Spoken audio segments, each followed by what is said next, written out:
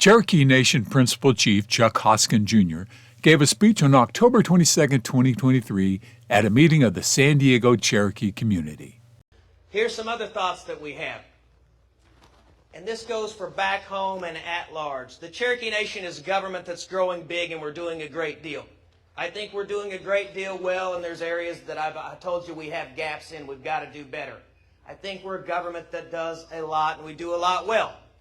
Here's what I don't want to happen.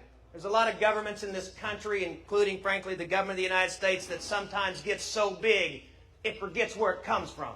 I don't want the Cherokee Nation to forget where it came from. And it always came from the people, and it always came from the communities. And in this day and age, Cherokee people and Cherokee communities are all over the United States. So what we need to do, it seems to me, and the Deputy Chief and the Council's excited about this too, is we need to get behind the grassroots effort across the Cherokee Nation, back home on the reservation and out here where Cherokees are organizing.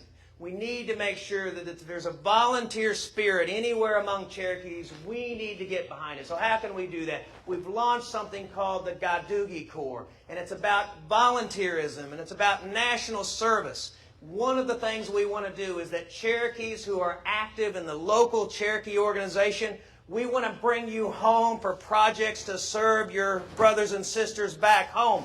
Who would, if you can spare the time, who would want to come home to communities like Salina and Kenwood and Stillwell and Tahlequah and Salisaw? I could name them. Come home and help, roll up your sleeves and help your brothers and sisters. If we brought you home, would you come home for a couple of weeks?